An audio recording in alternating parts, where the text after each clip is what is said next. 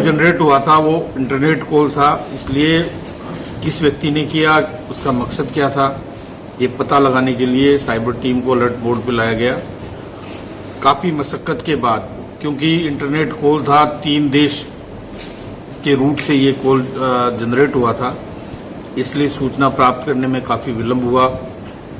लेकिन जब इसका खुलासा हुआ तो बड़ा आश्चर्यजनक तथ्य सामने आया कि एक व्यक्ति तो वो है जो उसकी दुकान में काम करता है, दूसरा 2 व्यक्ति हैं वो उसकी दुकान के सामने काम करते हैं, पड़ोसी दुकानदार हैं। पूछताछ से जो तथ्य सामने आए तो एक जो सैडिस्टिक प्लेजर होता है कि मैं किसी को दुखी देखना चाहूं, उसको धमकाने के बाद उस पर क्या उसकी मनोवृत्ति पर असर आएगा, रोज उसकी हालत देखते कि वो कितना परेशान हो रहा है।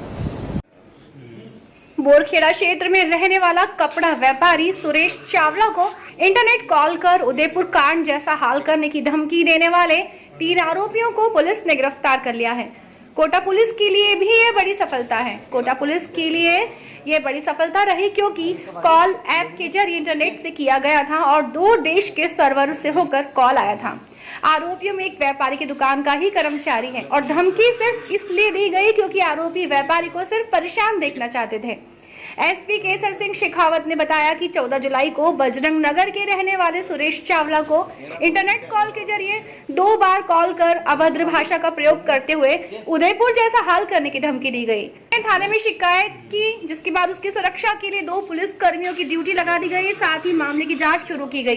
तकनीकी जांच के बाद पुलिस 3 आरोपी तक पहुंची। तीनों को हिरासत में लेकर पूछताछ के बाद दीपक सोनेजा, प्रशांत कुकरेजा और हितेश मखीजा को गिरफ्तार किया गया। 14 जुलाई को एक सुरेश चावला जो बोरखेड़ा इलाके का निवासी है, साड़ी का व्यापार करता है, उसके पास शाम को एक इंटरनेट कॉल आया, धमकी भरा। उसको ये महसूस हुआ कि ये कॉल भी उदयपुर वाली घटना से संबंधित है, क्योंकि जिस भाषा का इस्तेमाल किया गया था वो काफ़ी डरावनी भाषा थी। इसकी सूचना उसने अपने परिजनों को दी। परिजनों के माध्यम से पुलिस तक ये बात पहुंची।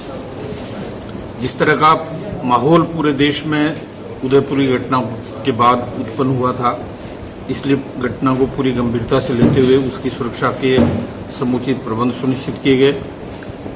जो कॉल जनरेट हुआ था वो इंटरनेट कॉल था, इसलिए किस व्यक्ति ने किया, उसका मकसद क्या था, ये पता लगाने के लिए साइबर टीम को अलर्ट बोर्ड पे लाया गया। काफ़ी मशक्कत के बाद, क्योंकि इंटरनेट कॉल था, 3 देश के रूट से ये कॉल जनरेट हुआ था, इसलिए सूचना प्राप्त करने में काफ़ी विलंब हुआ। लेकिन जब इसका खुलासा हुआ तो बड़ा आश्चर्यजनक तथ्य सामने आया कि एक व्यक्ति तो वो है जो उसकी दुकान में काम करता है, दूसरा 2 व्यक्ति हैं वो उसकी दुकान के सामने काम करते हैं, पड़ोसी दुकानदार हैं। पूछताछ से जो तथ्य सामने आए तो एक जो सैडिस्टिक प्लेजर होता है कि मैं किसी को दुखी देखना चाहूं, उसको धमकाने के बाद उस पर क्या उसकी मनोवृत्ति पर असर आएगा, रोज उसकी हालत देखते कि वो कितना परेशान हो रहा है। जिस तरह का कॉल किया गया और जिस माहौल में किया गया, उससे न केवल वो व्यक्ति भयाक्रांत हुआ, उसका परिवार भय की स्थिति में आया, समाज में डर भय व्याप्त हुआ, एक सांप्रदायिक सौहार्द बिगाड़ने की कोशिश हुई। पुलिस को भी, जो अत्यधिक व्यस्त रहती है अपने कामों में, एक अनावश्यक एक परेशानी पैदा हुई और 2 कांस्टेबल उसके घर पे दिन रात